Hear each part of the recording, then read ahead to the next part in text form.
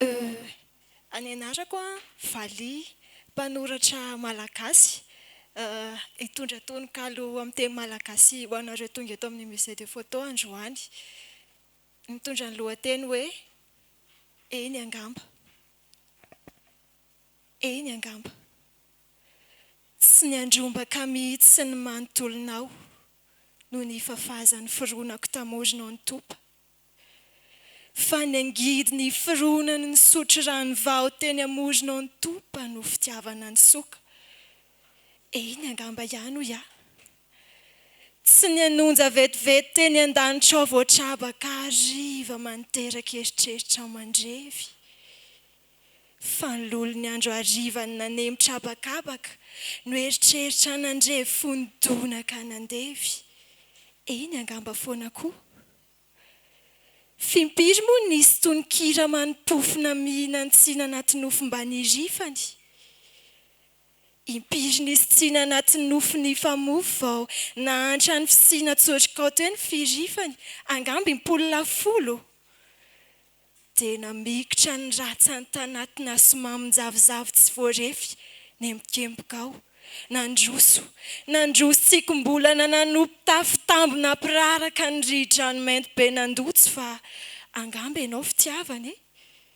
Nefa sahako ny miozona hoe tsy andrombaka mihitsy ny ianao ilay nofiadalany ny iriny saika tao.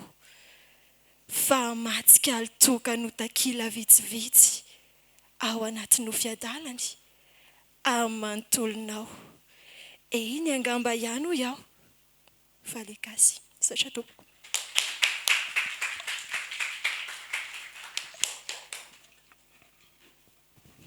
Bonjour tout le monde, merci Nahasi. Moi je suis Joëa Aressou, poétesse aussi et artiste plasticienne, et c'est un honneur de pouvoir performer avant un thème aussi important. Fasika mangina nefa manana tantara. Ce qu'il y a d'étrange dans un banc de sable, c'est l'infinie histoire de leur silence de grain. Et chacun, parmi tant d'autres, connaît un à un la légende des femmes qui se lèvent, des femmes qui se disent, des femmes qui disent, des corps qui s'aiment, ceux qui s'éloignent, ceux qui sont loin, ceux qui s'affalent, et ceux de certains matins qui s'imprègnent du sel du ciel et se souviennent. Ce qu'il y a d'étrange dans ces histoires, c'est l'infini silence de leur témoin unique. La berge, malgré le tumulte, la berge, elle, reste muette. Nous avons tant marché. Marche encore, lui dit-elle, confiante, car vois-tu, nous, femmes, depuis la nuit des temps, marchons. Et jamais encore autant de pas ne furent comptés, et elle avait raison. Ni autant d'ailleurs de lambeaux de pagne délestés sur les sols poussiéreux, ni d'avancées froides sous les lunes noires. Et elles marchèrent, mais il y eut aussi de courtes haltes, des gorgées d'eau et de vie, des chants de guerre et de paix, des confidences et des danses. Et elles dansèrent, et elles marchèrent, car pendant qu'elles dansaient, le sol en fut foulé, et pendant qu'elles marchaient, les graines semées, pavant les sentiers autrefois invisibles, des plantes opulentes, des avancées de la liberté. Alors toi, berge, resteras-tu muette? Ce qu'il y a d'étrange dans ces histoires, c'est l'infini silence de leurs témoins uniques. Et nous, aujourd'hui, serons les témoins.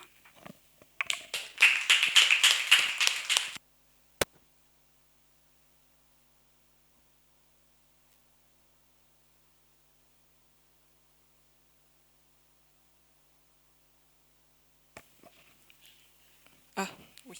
Alors moi, je vais donner un avant-goût de Esther Nérine.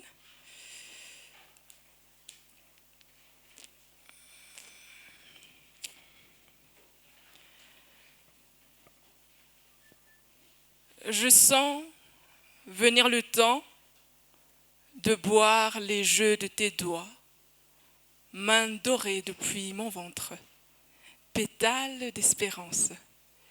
L'œil joint le chemin de l'écoute au corps de tes cordes, bleu au sol, dans ta guitare.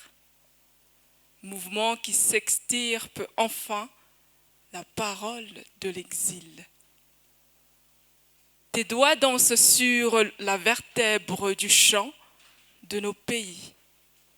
Musique transparente pour avoir été trop calcinée. À force d'être, tu amarres l'arc-en-ciel avec tes filets d'eau vive et je capte la vie dans ta géographie intérieure. En quête de miroir, une fenêtre. C'est Esther Nérine dont on va parler tout à l'heure.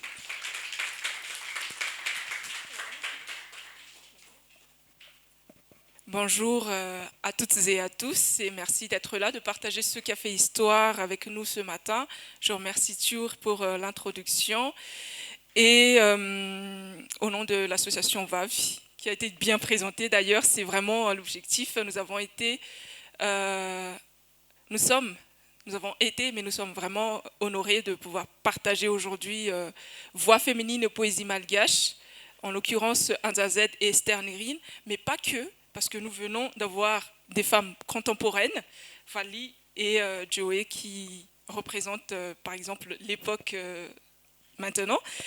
Et pour commencer, j'invite Vali, Gas et Rimbaud à nous partager un texte de Anzazed cette fois.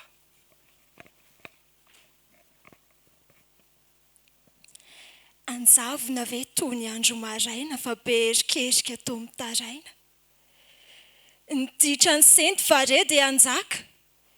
Ny herin'ny setra fare roa amaka. Ry kita mpitiavana mbola noany. Nankaiza ny ora tsy misy tomany. Nankaiza, nahoana ny fo no milofika etona. Nahoana ny aina no miondrika foana. Ravery, lazao dia lazao atoriako iondana vato fa zany no tiako. Tsy laitra ny ora tsy misy mpanony. Ry fasana mainty eo ity azy tony. Raha sendra mangina, foazy ilay raozy naniry tanatin'ny vazy. Raha maty fitiavana kosa kamoana. Veloma fa aoka isaona.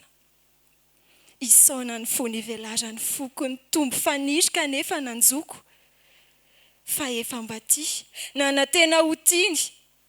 Mangina ry foko fa zany no tiany. Ho ritra daholo, farisika mory, ny ranomasiko no amorivory. Angina daholo ny tany rehetra. Ny aiko, mbola hitsetra. Anjazed. Nous remercions Vali Gas-Rimbaud qui est femme poète, auteure, également membre de l'association de poètes Farbulana Sandj et elle est également chercheuse à l'université, étudiante et chercheuse en littérature malgache à l'université. On la remercie. Alors Anzazed et Esther Nérine sont deux figures importantes de la littérature malgache, mais elles ne sont connues que des initiés, c'est-à-dire ceux qui sont dans le cercle littéraire. Et si on demande au grand public, très peu sont capables de les citer, du moins dans les premières secondes de réflexion. Et on a toujours retenu des hommes. Rassurons-nous, aucun reproche là-dessus, c'est juste un fait. Voilà. Pourquoi donc Anzazed et Esther Nérine? Parce qu'elles ont plus en commun que leur prénom. En effet, ça ne se voit pas ici, mais toutes les deux se prénomment Esther. Et elles ont en commun aussi une écriture poétique qui trouve sa force dans la puissance des créations d'images. Nous allons voir tout à l'heure comment se présente cette création d'images dans cette écriture. Mais avant de commencer, je vais présenter un peu le déroulement de cette présentation.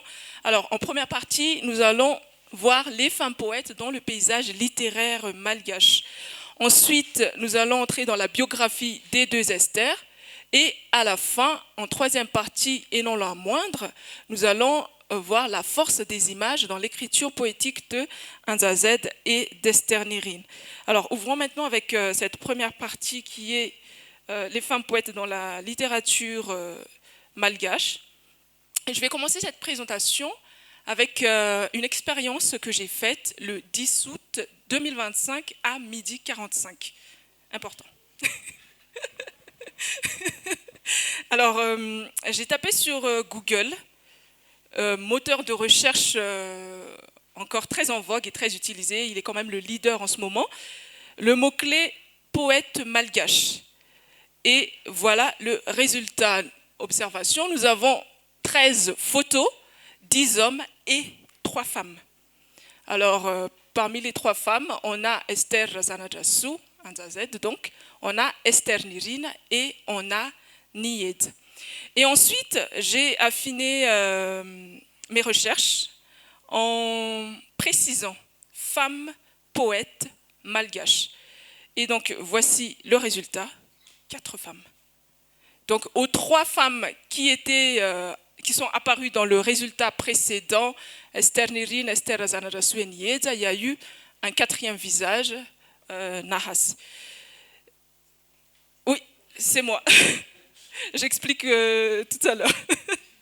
Mais, donc, je tiens à préciser quand même que aucune spécificité, aucun critère spécifique n'a été utilisé pour faire les recherches. C'est-à-dire pas de spécificité sur la langue d'écriture, sur la période, sur la thématique, mais seulement femmes poètes malgaches. Alors, ce qui nous pose la question, c'est où sont les femmes poètes malgaches? C'est vrai, c'était fait sur mon ordinateur, donc mes propres algorithmes ils sont pour quelque chose. Mais ce qui est intéressant, c'est que pourquoi il n'y a eu que cela, avec un mot-clé aussi vaste, aussi générique et aussi simple. Donc c'est là qui nous amène à chercher, mais où sont les femmes poètes malgaches? Ce qui nous amène à la place des femmes dans l'enseignement de la littérature à Madagascar. Et là, ceux et celles qui ont fait leur scolarité dans les écoles et les établissements du système éducatif malgache pourront reconnaître facilement les périodes que je vais survoler. Mais j'ai juste retenu les femmes qui sont mentionnées. Alors, cette historique, je l'ai cherchée sur plateforme éducation MG. C'est sur Internet, toujours. On a commencé sur Google, donc c'est là qu'on va chercher en premier. Et donc, dans la période de l'histoire de la littérature malgache qui commence en 1818, dans cette chronologie-là, nous avons ce qu'on appelle Van Ptona Christian, qui va de 1818 à 1896, 0 femme. Van Ptona Fakatag, qui est de 1896 à 1915, 0 femme, vous pouvez le dire, hein, c'est là. Van Ptona Nahamona littérature qui est de 1915 à 1922, 0 femme. Van Ptona Fifretananaf qui est de 1922-1929, vous connaissez, 0 femme. Van Ptona Mtadenver, c'est là qu'on commence à voir les femmes surgir dans l'histoire de la littérature malgache. Et nous avons ici Charlotte Razafnienne qui a vécu de 1894 à 1968. Donc là, on a la première femme malgache qui écrit des pièces de théâtre. Et elle a également été membre de la Société artistique et littéraire de Madagascar. Donc on continue dans notre chronologie. On va dans ce qu'on appelle Van Ptona Fitakinan Falevaten qui va de 1945 à 1960. On revient à 0 femme. Et ensuite, on va dans Van Ptona Sartsar Palevaten qui est de 1960 à 1972. C'est là qu'apparaît Clarisse Ratsifandjiamanan, qui est connue. Et ensuite, on va dans la période contemporaine, dans cette chronologie, de 1972 à 2000. C'est là que nous avons Georgette Rani Voarvelu Gabriel GRG. Nous avons également Lydia de 1947 à 2012. Nous avons Esther Ranjemamunzi qui est encore parmi nous. Et nous avons également Niyedza qui est né en 1969. Nous avons également d'autres noms qui sont mentionnés dans cette chronologie qui se trouve sur cette plateforme. Nous avons Julie Radza, Abéline et Léonore. Je n'ai pas retrouvé leur visage en tout cas. Mais cette présentation, elle s'est arrêtée à l'an 2000. Nous sommes en 2025. Il y a quand même 25 ans d'histoire de la littérature malgache à compléter, à écrire, à retrouver, du moins sur cette plateforme, parce que nous venons de voir qu'en 2025, on a quand même déjà 2 qui sont ici. Il y en a aussi dans l'assistance. Donc, il y a cette histoire à écrire de la littérature malgache et surtout cette représentativité des femmes. Parce que là, on observe une faible représentativité des femmes dans cela. Il y a une autre question aussi. Est-ce que la poésie malgache commence en 1818? Oui. Nous sommes un pays, nous avons des traditions orales, nous avons des joutes oratoires, nous avons des pratiques poétiques qui sont vraiment ancrées dans notre langue et dans notre culture, qui continuent d'exister. Et donc, cette chronologie qui archive l'histoire de la littérature malgache, du moins sur cette plateforme-là, et dans l'éducation en général, qui commence à 1818, je pense que chacun de nous peut répondre à la question que ça ne commence pas à partir de là. Et Esther Radzanadjasu, qui est d'ailleurs considérée comme la première femme poète malgache, et elle-même, elle a toujours contesté et corrigé cette affirmation. Elle dit que la langue malgache est très poétique, que c'est vraiment très ancré dans notre quotidien, que c'est injuste et infondé de dire que c'est elle la première femme poétesse, femme poète malgache, pour la simple et unique raison, parce qu'elle a été la première à l'écrire, du moins à retrouver les écrits. Et donc, ce qui est intéressant, c'est que cette faible représentativité des femmes nous amène à cette matinée qui consiste à parler des femmes dans la poésie malgache, notamment Anzazet et Esther Nirine, parce que de 1818 à 2000, dans cette chronologie que nous venons de voir, en 182 ans d'histoire écrite, donc on va dire, on a 9 femmes poètes mentionnées en 180 ans. Donc, il y a du travail à faire et c'est ce que nous allons essayer de faire ressortir aujourd'hui. Et remarque aussi que dans cette chronologie, ni Esther Nirine ni Anzazet n'a été mentionné dans ces recherches-là, alors que nous venons de dire que ce sont 2 grandes figures de la littérature malgache. Et encore une fois, aucun reproche là-dessus, c'est juste un fait, à partir de quelques recherches sur Internet. Et donc, ce qui nous amène sur les traces des femmes poètes malgaches. Si elles ne sont pas sur Google, où sont donc les femmes poètes malgaches? Alors ici, les femmes poètes malgaches, elles sont ici, du moins quelques-unes. J'ai apporté ici 2 exemplaires. Ici, nous avons Takela Katsara Suracha, qui est une revue littéraire malgache, créée par Suamieli et Miali Andemananzar, publiée par Anzasu Publishing. Et donc, sa particularité, des textes uniquement en malgache par des auteurs vivants. Il y a eu 4 numéros, dont j'ai ici le numéro 1 et le numéro 2, mais il y a eu 4 numéros. Et donc, dans ces revues, on a quand même pas mal d'autres noms de la littérature malgache. Par exemple, ici, nous avons Swanza Estelle, nous avons Hani Chuni, nous avons Vulatina Rahaga. Donc, on a des femmes poètes malgaches. Donc, nous voilà rassurés, Google ne donne pas tout. Donc, on a cela. On a aussi Angapana Funsen qui sont parus dans cette revue-là. Nous avons Adzaina, nous avons aussi Mial Ravelmanana, Farash, Ravulmbat. Donc, il y a des noms qui apparaissent, qui commencent à surgir dans cette historique de la littérature malgache. Ensuite, la poésie de Madagascar, qui existe ici en vente, je crois. Oui, je n'ai pas dit une bêtise. Donc, ça existe ici au musée de la photo, la poésie de Madagascar, anthologie de Dominique Ranefson. Alors, cette anthologie, elle est parue cette année même aux éditions Segers. Alors, sa particularité, des textes uniquement en français et par des auteurs vivants et décédés sur 4 générations. Donc cette anthologie regroupe 30 poètes qui sont nés entre 1892 et 1995. Alors, sur les 30 poètes présentés, nous avons 7 femmes. Nous avons Esther Nirin, nous avons Vali Rakoutin-Raini, Ambinitsu Avtra, Lulu Nyala Anara Yermanatsu Rakutmahandri, Adzaina Naomi Andrianasulu, Antruni et Naas. Donc, à la question « Où sont les femmes poètes malgaches ?» nous répondrons pas sur le Google de Nahas.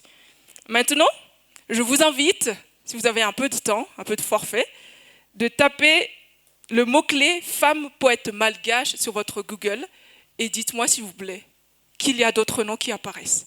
Juste. Ok. Donc, chez Joey, il n'y en a pas. J'espère que pour d'autres, il y en a. Parce que l'histoire de la littérature malgache, la place des femmes, nous, on est en train de l'écrire. Nous avons vu qu'il y a 25 ans d'histoire à écrire quand même. Et nous sommes là aujourd'hui pour faire ressortir les femmes poètes malgaches. Est-ce que nous avons d'autres noms, s'il vous plaît, femmes poètes malgaches?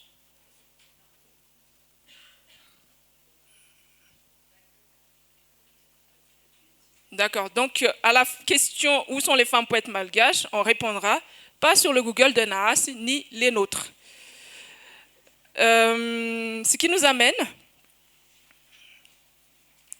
à trouver d'autres ressources si Google ne donne pas. Voici PoetaWebs, qui est quand même la seule référence complète sur la poésie malgache. Actuellement, ce site qui a été créé par Twecharad le 30 avril 2009, et on retrouve des analyses, des biographies, des entretiens et des textes de femmes poètes. Et nous avons par exemple ici, quand j'ai fait mes recherches, il y a une femme poète qui s'appelle Suzy Ange, qui a vécu de 1909 à 1991, qui est mentionnée. Donc ça reste une ressource importante et intéressante pour retrouver des poètes malgaches, que ce soit les hommes ou les femmes.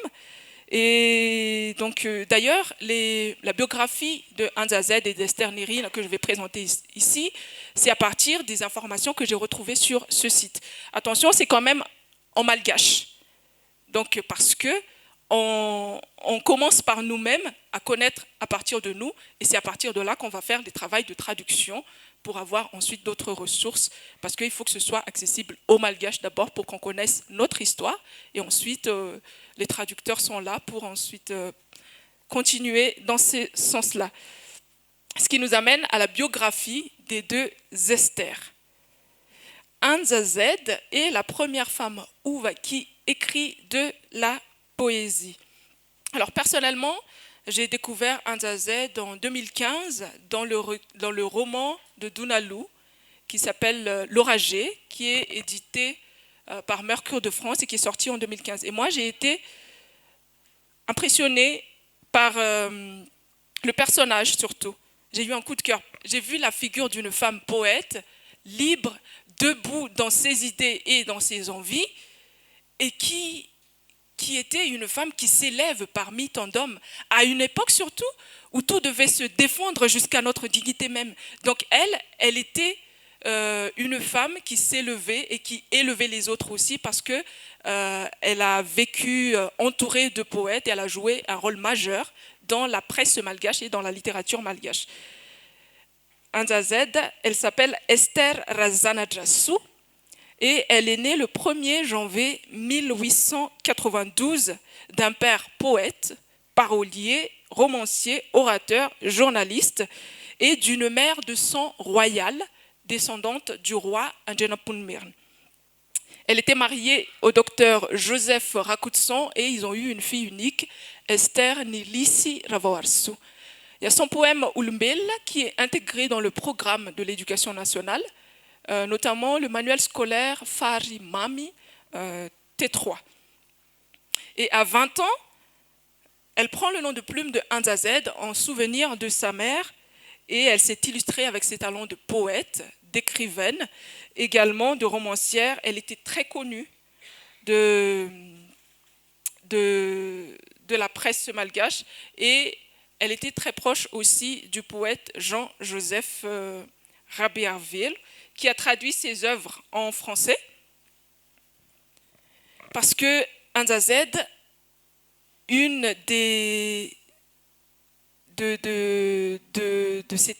un de ses traits de caractère, c'était écrire uniquement en malgache. Elle comprenait le français, elle comprenait le français, elle parlait français correctement, mais elle utilisait seulement la langue malgache comme langue d'écriture. Et elle a eu des sollicitations, comme Vincent Malvois, qui dirigeait à l'époque le journal Colonie et Malagas. Donc on lui a demandé d'écrire en français, mais elle a refusé. Et donc c'est toujours Jean-Joseph Rabearville qui traduisait ses œuvres en français. Et elle était aussi une contemporaine des grands noms de la littérature que pas mal de Malgaches connaissent. Par exemple, si on dit Samuel Rattan, si on dit par exemple Nia Vanaramanantoine, ce sont des noms que les Malgaches connaissent, mais que Anzazed a vécu avec eux. Et donc c'est quand même intéressant de mentionner cela. Et Jean-Joseph Rabearville, pour en venir à lui, c'est qu'il a témoigné que Anzazed a joué un rôle important dans son écriture à lui, parce qu'ils avaient il y a eu beaucoup de correspondances, il a demandé des conseils, donc ils écrivaient ensemble, et donc voilà. Et lui, il a dit que Anzazed est la première femme de sa race qui écrit de la poésie, et elle nous est chère à plus d'un titre. Là, je cite Jean-Joseph Rabearville. Anzazed également, elle a réuni les femmes et les hommes qui sont dans la littérature malgache de son époque. Donc elle a fait un rassemblement, c'était le 30 mars 1931, donc elle a rassemblé et regroupé les poètes pour faire un appel à la solidarité, à l'union et tout ça, et elle est décédée un mois plus tard, c'est-à-dire le 14 avril 1931. Elle a laissé en héritage une force vive de l'écriture poétique qu'il nous appartient aujourd'hui de faire raviver et de faire briller à nouveau. Pour Esther, là, nous avons des exemples des livres. Il faut savoir que les œuvres de Anzazed, c'est Rasuliant qui est actuellement accessible sur Internet. Donc ça, ce sont des photos, et c'est à partir de là, d'ailleurs, que j'ai pris les textes que nous allons voir tout à l'heure. Et les œuvres de Anzazed sont quand même assez difficiles à retrouver. Donc ça pourrait expliquer un peu ce manque à trouver, à combler dans cette histoire de la littérature. Et Rasuliant, c'est l'une de ses œuvres principales qui est publiée en plusieurs livrets, en plusieurs fascicules. Et nous avons ici quelques photos de cette œuvre-là. Esther Nirine, par contre, je l'ai connue en 2009. C'était quand j'étais étudiante à l'université, donc on avait beaucoup d'auteurs et de poètes qu'on étudiait, et j'avais du mal à trouver des affinités avec les poètes et les auteurs qu'on nous faisait étudier. Et en 2009, coup de cœur, on a un cours qui nous fait découvrir Esther Nirine. Donc c'est là que j'ai découvert, et c'est elle aussi que j'ai choisi pour terminer mon cycle à l'université en étudiant sur les images et la dynamique dans ces textes.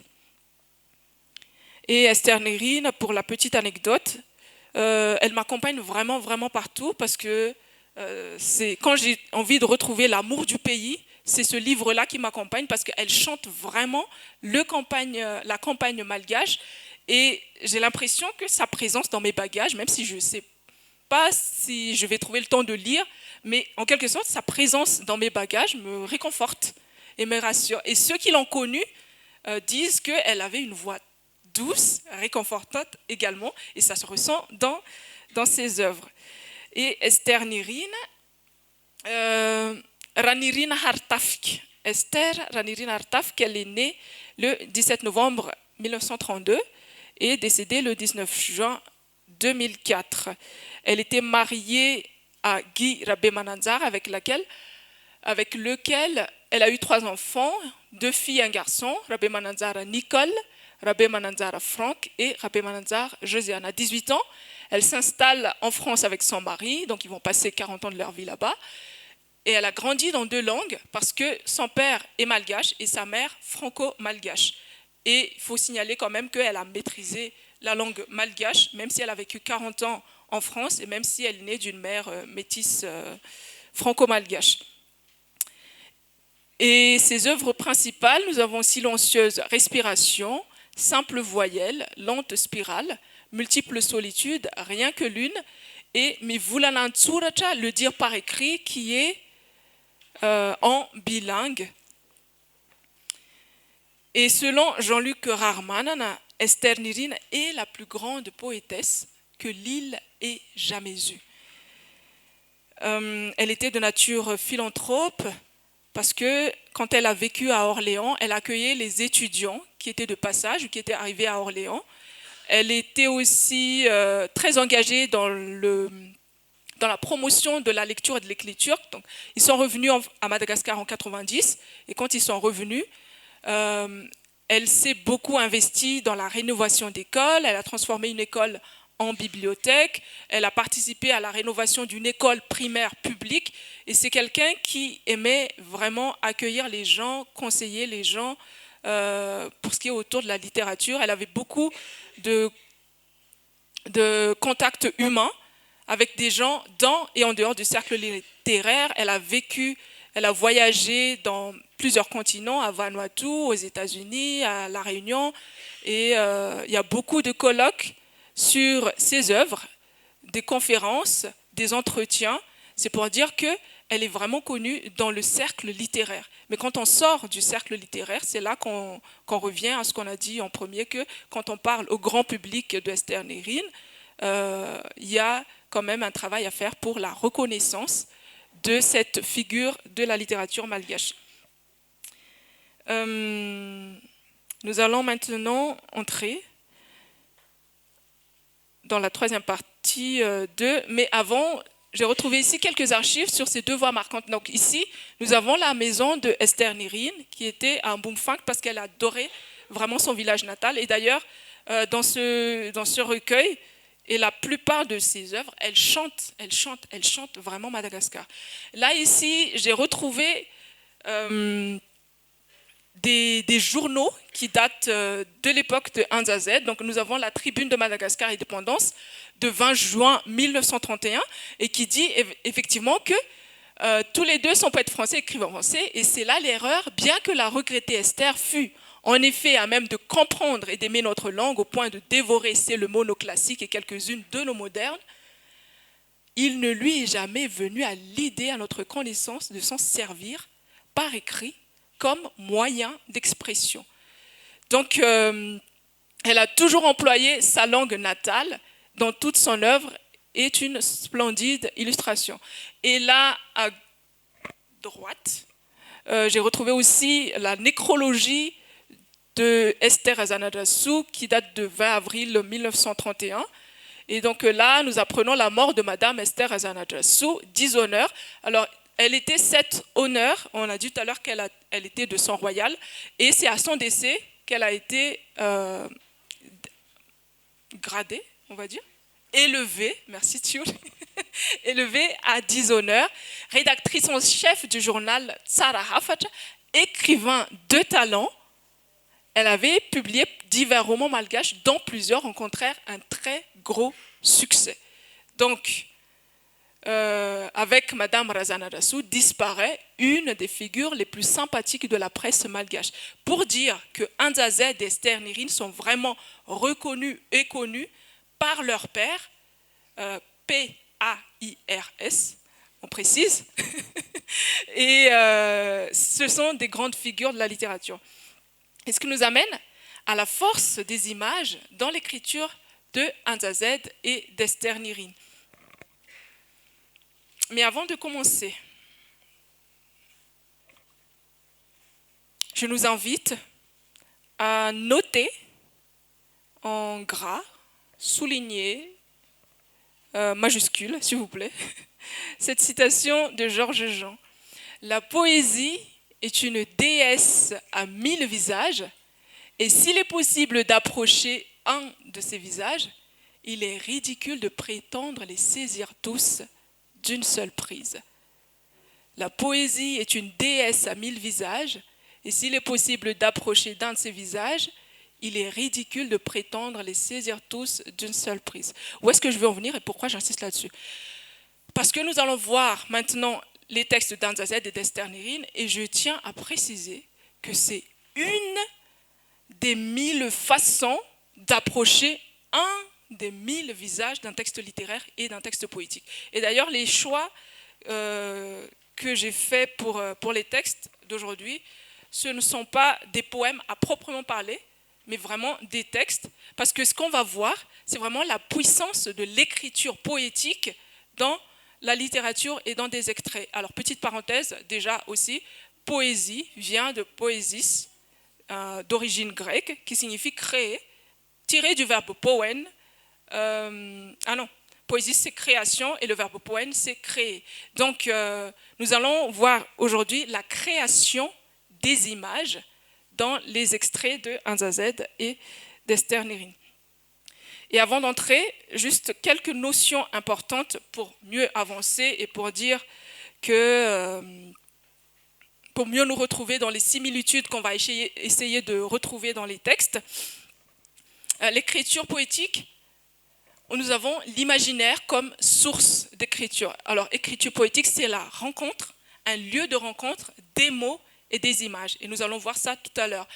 En même temps, il y a l'imaginaire. Alors, l'imaginaire, c'est un réservoir d'images. Je simplifie au maximum parce que c'est l'objectif aujourd'hui. Alors, l'imaginaire, c'est un stockage, un réservoir d'images et c'est un dénominateur commun de tout le monde. Alors, l'imaginaire aussi, c'est un indicateur de la relation de l'être avec le monde intérieur et extérieur. Ça, on va voir tout à l'heure parce que nous allons voir que la participation du lecteur et aussi l'ouverture du texte grâce à notre imaginaire nous permettra de mieux observer un texte littéraire et voir cette puissance de la poésie à travers les mots et les images. Ensuite, il y a aussi les images comme catalyseur d'émotions. Donc, image, ça peut être défini comme une duplication par rapport à un modèle ou une réalité. Et il y a l'image interne, c'est une visualisation par mémorisation. Plus simple possible. Et image plus émotion, ça nous donne des symboles. Donc, par exemple, il y a des choses qui sont symboliques pour les uns et pas pour d'autres. Parce qu'il y a l'image qui est là, mais il y a l'autre émotion qui intervient et ça donne autre chose. Et le rôle des images, il y a Gérard Genette qui nous dit qu'entre la lettre et le sens, entre ce que le poète a écrit et ce qu'il a pensé, se creuse un écart. Elle, l'image donc, elle a la qualité de parler à la fois à l'esprit et au sentiment. Et c'est à cet esprit et à ces sentiments que nous allons voir maintenant. Alors, le musée de la photo a accepté d'imprimer le texte. Et s'il y a quelqu'un qui voudrait bien lire l'extrait en malgache, pour vous, vous avez les textes avec vos... C'est dans les dépliants. Et on peut suivre ici également si vous n'avez pas. Mais est-ce qu'il y a un volontaire pour lire le texte en malgache? J'ai choisi des textes qui ne sont pas des poèmes pour qu'on n'ait pas à hésiter. Est-ce que j'aurai l'intonation? Donc, c'est un texte vraiment libre. Et est-ce qu'il y a quelqu'un qui pourrait lire, s'il vous plaît? Voilà. On applaudit, s'il vous plaît. Texte en malgache. Oui. Ny hiratra tsy nijery. Alada riva ny andro tamin'izay. Lasa izy nandeha. Nanao dia miadana. Ny lohany novelarany eritreritra mafy. Novesarany eritreritra mafy. Tsy nakaizany diany. Fa tany amin'izay nitsofany ny rivotra azy. Misy dobo lehibe miravaka voahirana sy harefo eo avaran-taniny. Fitsangatsanganana mahazatra azy ao. Ka izany anga no nahatonga azy tsy satry tao amin'ity. Nijoro tao amboniny izy ary nanatrika ny tsiriry sy tahi avarany daolao nandaolao teo nefa nihiratra tsy nijery ny masony. Vintsy anankiray to nisaona no haniny voajeriny teo ambony arefo ka no heveriny fa mba ho sahalaminy koa ka nanjoretra tsy nahitan-kira. Est-ce que je peux regarder là parce que c'est trop petit j'ai du mal. Excusez-moi. Ok. Excusez-moi, j'étais où déjà? Tsy mpanoratra nampandahateny izy nefa teo namoahany tontolo-panainy ny onjakely ny tosian'ny vorona no heveriny ho lehibe no alin-dranomasina ny safoka to hanavitra ny fiarany fitiavany. Ny tsiodrivotry ny takarivany tsy ambolana dia no heveriny ho mafy ny fofo no ny lakan-dranony sonde izay mila mongotra sy anorotoratra amin'ny arabaton'ny finoany aza. Ny diamboropotsiny kopakelatra hoeny amin'ny faravodin'andra dia nataony hozana-pika ny partiana izay misy poizina hanapitra teo amin'ny fiainantaniny nefa nandrasany noho izy efa feno famoizam-po. Efa takonela ny masoandro nefa tsy tsarony fa izy sy ny fony tsy nahita ny tsindro atsy ny ela-koho. Nangina ny alina tapitra natory avokoa ny zavatra rehetra. Nijorery teny an-tendron-kazo no injao mbola nikonainaina nampita ny haniny eran'ny lohasaha. Razaka koa niaran'ny toloko taminy fa nentin'ny alahelo ny loatra ka tsy nahatsiaro fialan-tsasatra intsony. Lasa ny adiny iray, roa, telo, efatra nefa mbola teo ihany izy. On remercie Olive pour cette lecture. C'est un extrait du chapitre Nihiratra Tsi Nijer de 1 à Z dans l'œuvre Rasuliant que nous avons présenté un peu tout à l'heure.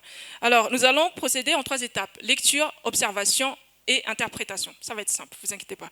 Alors, maintenant, on va voir petit à petit et en détail comment cette création d'images s'effectue dans un texte. Il y aura un texte en français tout à l'heure, ne vous inquiétez pas. Commençons avec notre personnage. Alors, que fait-il? Les indices qui répondent à la question, nous l'avons ici. Nous avons là, on a relevé ça dans les textes. Et ces indices-là, et à partir de ces indices-là, donc, on a une image simple. Nous arrivons à imaginer un mouvement lent avec et ensuite un arrêt avec et enfin une immobilité. C'est très simple. Une image de quelqu'un qui marche tranquille, qui s'arrête et qui reste là. Il n'y a pas de quoi s'émouvoir. C'est très banal. Mais on va voir la puissance de l'écriture poétique, justement, comment d'autres couches d'images vont se superposer à travers la rencontre des mots pour cette histoire. Alors, reprenons le texte. On va voir qu'il se passe bien plus que quelqu'un qui se promène et qui s'arrête quelque part. Notre personnage, où se trouve-t-il? Les indices qui répondent à la question, nous avons dans le texte. Alors, vous avez vu tout à l'heure qu'il y a plusieurs couleurs dans les papiers. C'est juste vraiment pour indiquer, je remarque, Anza Z n'a pas écrit le texte de cette façon. C'est moi qui ai pris la liberté parce que pour qu'on puisse voir rapidement où sont ces indices dont je parle. Donc, les indices du personnage, où se trouve-t-il? Ce sera en bleu dans le texte que nous avons. Alors, nous avons toutes les informations pour savoir où est-ce qu'il est. Et c'est là que nous avons une deuxième couche d'images qui commence à surgir. Notre personnage tranquille et qui marche, donc, se trouve dans un environnement paisible, dans un paysage naturel, avec du vent qui souffle, avec des étangs, des nénuphars, des aigrettes, des sarcelles.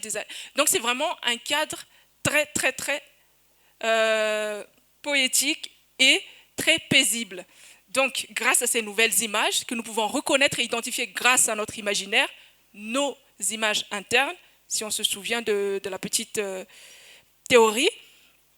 Mais est-ce que le texte s'arrête là? Non, bien sûr, absolument pas. Et on revient dans le texte et on va entrer dans les courts-circuits de cette écriture qui nous permettra de voir comment ce personnage se sent-il. Les indices qui répondent à la question. Donc là, dans le papier, nous avons la couleur orange. Donc nous avons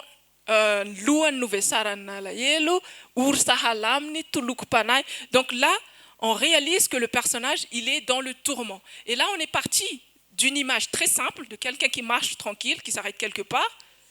Et après, on a la deuxième couche d'image, c'est-à-dire le paysage qui se dessine.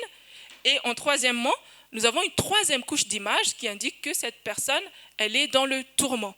Et c'est toujours dans cette écriture poétique. Mais si on lit le texte, tout à l'heure, on a lu le texte normal comme ça, c'est évident que ça ne saute pas aux yeux. Mais il faut vraiment voir de plus près pour qu'on puisse voir cette évolution, cette dynamique des images dans le texte. Et donc, nous avons la quatrième couche d'image. Et si on revient au texte, il y a l'interaction entre le public, entre lui et le monde extérieur. Alors, les indices qui répondent à la question comment il interagit, c'est un lieu où il ne voit plus rien et ça revient à voir quelqu'un, par la construction métaphorique, à quelqu'un qui est en proie au désespoir, qui se retrouve par habitude dans un endroit qui lui est familier et voit tout à l'image de sa souffrance. Alors comment cela se construit? Cela se construit par beaucoup de comparaisons. Nous avons Nuheverni Fa, Baour Sahalamni. Nous avons aussi Tsujivcha, Nuhevernu Mafufu. Donc vraiment dans cette construction des images à travers la rencontre des mots, nous avons la quatrième couche d'image, une personne qui est là et qui voit tout à l'image de sa souffrance. Ce personnage-là, il ne voit pas les oiseaux qui s'amusent, il voit les ondes de l'eau comme une marée haute violente, reçoit la brise de la nouvelle lune comme une rafale, voit les envols des grettes comme des fléchettes empoisonnées, c'est elle qui dit type compartient. Donc vraiment, à travers cette écriture, de la première couche d'image, quelqu'un qui marche tranquille et qui s'arrête. Ensuite, nous avons la deuxième couche d'image du paysage qui se dessine. En troisième couche d'image, nous avons le tourment et le sentiment. En quatrième couche d'image, tout explose. Donc cette écriture poétique, à partir d'un texte a priori simple, c'est ça la force de la poésie. C'est ça la poésie. On est poète par notre capacité à créer des images à travers les mots et avec les mots. Et là, on a fait ça en malgache. Et maintenant, on va faire la même expérience, j'allais dire exercice, mais on n'est pas à l'école. Donc, on va faire la même expérience avec Esther Nirine. Et cette fois, j'invite Joey à lire le texte « Source solaire ». Je ne vois pas bien, je vais me reculer un peu. Source solaire. Douce et tendre lumière matinale. La brume rose dorée baigne l'atmosphère. Dimanche, matin d'hiver. L'oiseau lance son appel du haut du rosier. Un autre oiseau explore le figuier du jardin. Appel ou bien rappel de la fête par avance entendue. Connivence choisie. Le jour va commencer. Je suis la respiration du parc fleuri. Tout semble vivre, animé du verbe aimer. Mes mains, naturellement, accomplissent les gestes les plus simples écarter les rideaux pour donner place aux vibrations du soleil. Ces rayons obliques touchent insensiblement le plancher, les meubles et les objets. Soleil de plus en plus confiant, se prolongeant jusqu'aux racines du cœur. Être à la fois vapeur et matière. Lier des fleurs pour un bouquet de prières. Circuler d'une pièce à l'autre. Calme cependant, allégresse. Dresser la table d'une manière solennelle mais sobre. Choisir les plats dans lesquels seront disposés les mets à partager. Vérifier d'un coup d'œil la cuisson du riz. Acte élémentaire, pourtant privilège qui apaise. Voici l'eau claire, tiens le pain. La fête est dans l'air, air de fête sans brouhaha.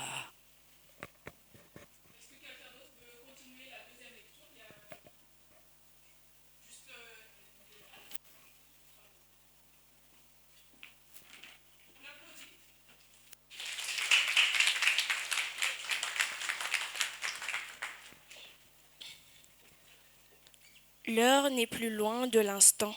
Il sera là le moment. Attentive au moindre signe de son arrivée. Attente, prélude de la fête. Attente inquiétante précédant le retard. Retard précisant enfin l'absence devenue réelle, comme un sourire refusé. Le temps reste immobile. Arrêt indéfini. L'espoir s'étiole petit à petit. L'immobilité du temps me pèse de tout son poids et je me sens moi-même être un mot dans un livre. Extrait du texte Source solaire. Merci.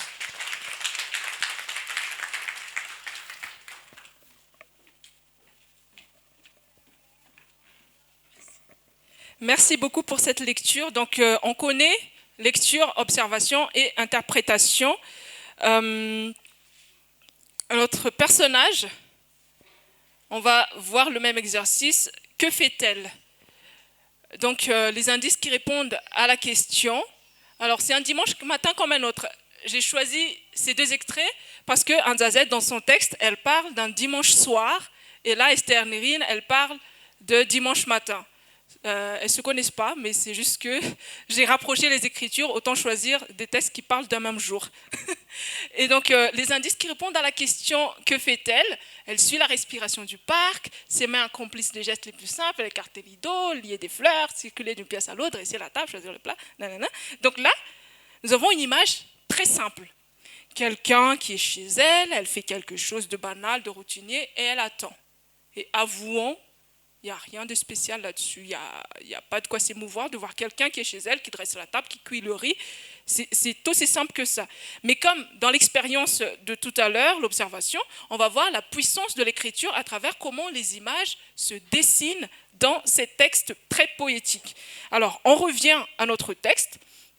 Et où se trouve-t-elle? Les indices qui répondent à la question, nous avons... dans le PowerPoint, nous avons ici. Et donc, autour de notre personnage ordinaire, on a un décor paisible qui s'implante et qui se dessine. On a l'ambiance qui y règne. On a vraiment tout en détail qui se précise. Et on a même jusqu'à la progression de la lumière dans la salle, avec des mots, tout simplement. C'est ça. Je suis très passionnée quand il s'agit d'histoire, d'images et tout. Pardonnez-moi si je m'emporte par moments, mais c'est très puissant. Mais on a jusqu'à la progression de la lumière dans la salle et dans cette pièce-là.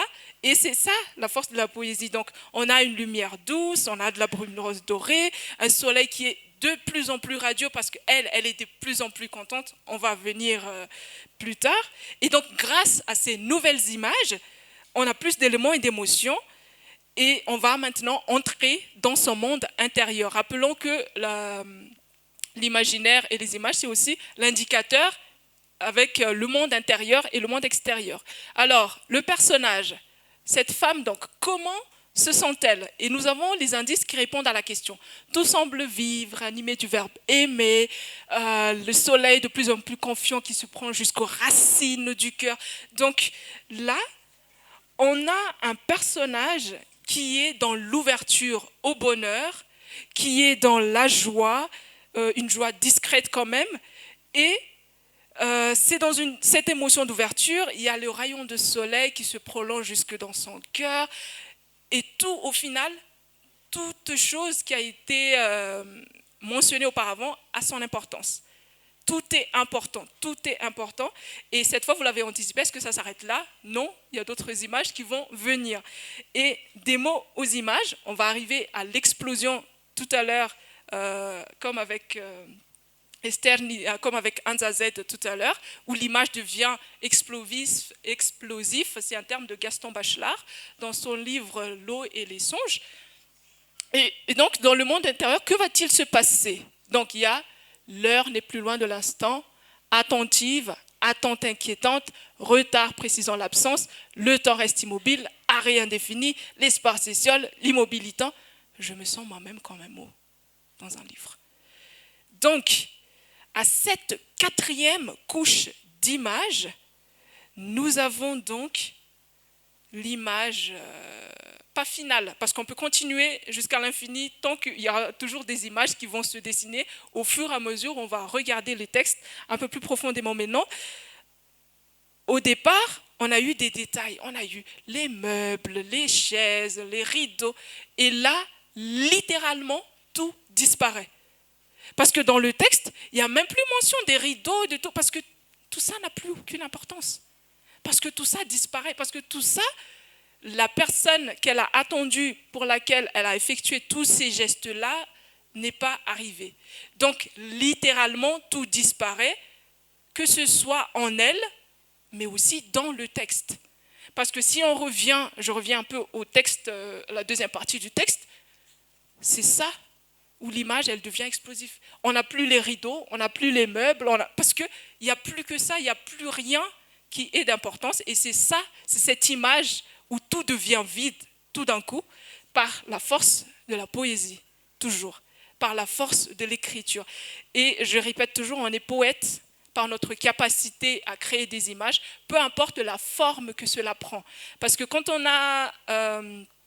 dit poésie, on a tendance à s'attendre à vraiment une forme spécifique des textes, mais on vient de voir, enfin moi en tout cas je suis très convaincue que ces textes sont très poétiques, ces 2 textes-là sont très poétiques et c'est de la poésie, mais donc ça ne se limite pas à cela. Donc si l'un de vous, ou beaucoup d'entre vous j'espère, veulent devenir poète, voilà une piste. Il faut juste créer des images. Je dis juste, mais oui, il faut créer des images. Et les images, c'est un dénominateur commun. Nous l'avons vu, c'est dans l'imaginaire, c'est en nous. On n'a pas à créer, à inventer, mais nous avons des images internes qui sont en nous. Et chacun de nous a cette capacité de créer des images. Et donc, quelle conclusion peut-on tirer de cette observation? C'est que la force de l'écriture poétique, je le répète, c'est dans la force des images, dans la création des images. Et on a vu aussi que la langue importe peu. Nous avons vu en malgache comment l'écriture de Hansa Z est très puissante par ses images, et on a vu en français. Donc, la langue importe peu dans le sens où on est proche d'une langue que d'une autre. Aucun reproche là-dessus, c'est juste un fait. Et donc, ça peut s'appliquer, et cette expérience, ça peut s'appliquer à d'autres langues. Donc, si vous avez plus d'affinité avec des textes en anglais, vous pouvez le faire, c'est vraiment très simple. Et la faible représentativité des femmes dans l'histoire de la littérature malgache, je pense que ça vient du fait qu'on étudie rarement leurs textes. Si on connaît beaucoup de poètes malgaches et leurs noms, c'est parce que beaucoup se sont intéressés. Et par cette expérience et cette présentation, mon objectif, c'était de donner des pistes simples pour que chacune puisse contribuer à la désinvisibilisation des femmes poètes à travers l'étude de leurs textes. Parce que c'est ça qui contribue à la diffusion des noms et du travail poétique. Et donc j'espère vraiment qu'après ce qu'a fait Histoire, nous tous ici. Et je répète aussi, j'ai insisté là-dessus, il y a 1000 façons. La poésie, elle a 1000 visages. Donc il y a plusieurs façons et il est ridicule de prétendre les saisir tous d'une seule prise. Je cite Georges Jean dans son livre La poésie.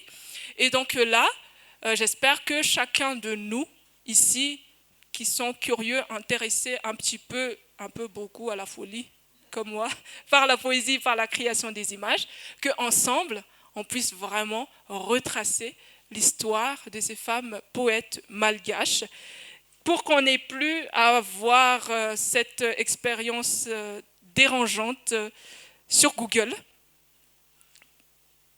Et je crois que je l'ai déjà dit. Peut-être que la faible représentativité des femmes dans le paysage littéraire malgache vient du fait que nous étudions rarement leurs œuvres. Faisons de même pour les femmes poètes. Ensemble, retraçons leurs histoires. Je vous remercie.